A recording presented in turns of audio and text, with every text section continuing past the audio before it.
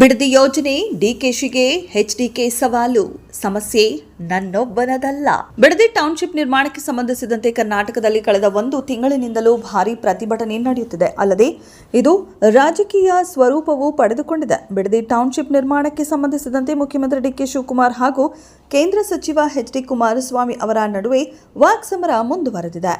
ಬಿಡದಿ ನೂತನ ಟೌನ್ಶಿಪ್ ಬಗ್ಗೆ ಚರ್ಚಿಸಲು ಬನ್ನಿ ಎಂದು ಎಚ್ಡಿ ಕುಮಾರಸ್ವಾಮಿ ಅವರಿಗೆ ಡಿಕೆ ಶಿವಕುಮಾರ್ ಅವರು ಪಂಥ ಆಹ್ವಾನ ನೀಡಿದ್ರು. ಆದರೆ ಇದೀಗ ಅದಕ್ಕೆ ಎಚ್ಡಿ ಕುಮಾರಸ್ವಾಮಿ ಅವರು ತಿರುಗೇಟು ನೀಡಿದ್ದಾರೆ. ಈ ವಿಚಾರವಾಗಿ ಸೋಷಿಯಲ್ ಮೀಡಿಯಾದಲ್ಲಿ ಪ್ರತಿಕ್ರಿಯಿಸಿರುವ ಎಚ್ಡಿ ಕುಮಾರಸ್ವಾಮಿ ಅವರು ಬಿಡದಿ ನೂತನ ಟೌನ್ಶಿಪ್ ಬಗ್ಗೆ ಚರ್ಚಿಸಲು ಬನ್ನಿ ಎಂದು ಮಾನ್ಯ ಮುಖ್ಯಮಂತ್ರಿಗಳು ನನ್ನನ್ನು ವಿಧಾನಸೌಧಕ್ಕೆ ಆಹ್ವಾನಿಸುತ್ತಿದ್ದಾರೆ. ಸಮಸ್ಯೆ ನನ್ನೊಬ್ಬನದ್ದಲ್ಲ. ಇದು ಸಾವಿರಾರು ರೈತರ ಬದುಕಿನ ಪ್ರಶ್ನೆ.